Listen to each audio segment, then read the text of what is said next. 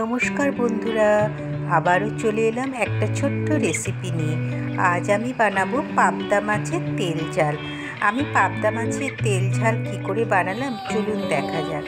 প্রথমে আমি দেখুন মাছগুলোকে ভালো করে ধুয়ে নিয়ে আমি সাজিয়ে নিচ্ছি একটা প্লেটে। ওর মধ্যে আমি নুন, হলুদ আর একটু সর্ষের তেল দিয়ে, যেহেতু আটা তেলে দেওয়ার পরে একটু ফাটবে, সেই জন্য সর্ষের তেল দিয়ে ভালো করে আমি মাখিয়ে রেখে দিলাম।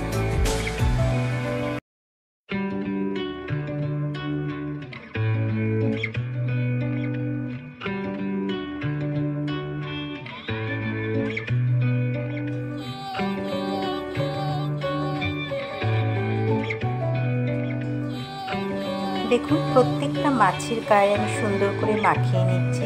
এদিকে কড়াইয়ে তেল বসিয়ে দিয়েছি।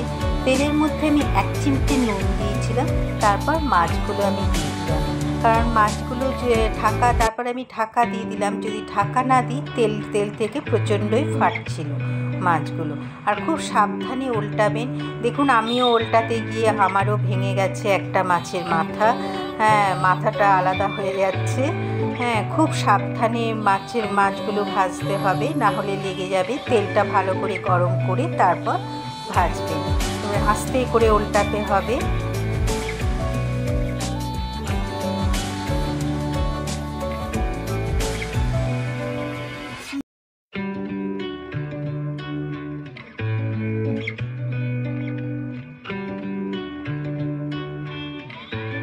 দেখুন বাকি যে মাছগুলো ছিল সেই মাছগুলোও আমি আবার দিয়ে দিলাম। ওই মাছগুলো আমার ভাজা হয়ে গেল। এবার কড়াইয়ে আরেকটু সর্ষের তেল দিয়ে ওর মধ্যে আমি দুটো কেটে রাখা পেঁয়াজ কুচি ছোটো ছোটো করে রাখা ছিল, ওই পেঁয়াজগুলো আমি দিয়ে দিলাম কড়াইয়ের তেলের মধ্যে। দেখুন এবার দুটো কাঁচা লঙ্কা দিলাম, দিয়ে ভালো করে লাল লাল করে পেঁয়াজগুলো ভাজতে হবে। যেই ভাজা হয়ে গেল আমি একটা টমেটো গ্রেটারে ঘষে নিয়েছিলাম, টমেটোটা ওর মধ্যে আমি দিয়ে দিলাম। দিয়ে দেখুন ভালো করে নাড়তে হবে যতক্ষণ না টমেটোটা একটুখানি কাঁচাটা ভাবটা চলে যাবে, পেঁয়াজটা লাল লাল ভাজা হবে। দেখুন কেমনভাবে আমি করছি। ওর মধ্যে আমি তারপর রসুন, আমি দেখুন কোনো কিছু দিইনি, আমি রসুন একটু ওই ঘষে নিয়েছিলাম গ্রেটারে, ওই রসুনটাও আমি ওর মধ্যে দিয়ে দিলাম। এবার ভালো করে মেশাতে হবে।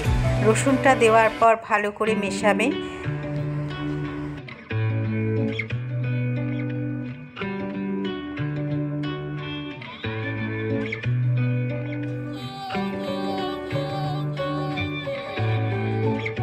যখন রসুনের কাঁচা গন্ধটা চলে যাবে তখন ওর মধ্যে একে একে আমি মশলাগুলো দিচ্ছি। দেখুন হলুদ দিলাম, লঙ্কার গুঁড়ো দিলাম, একটু লঙ্কার গুঁড়োটা বেশি দেবেন যেহেতু তেল ঝাল আমি করছি, একটু ঝাল ঝাল থাকবে মাছটা।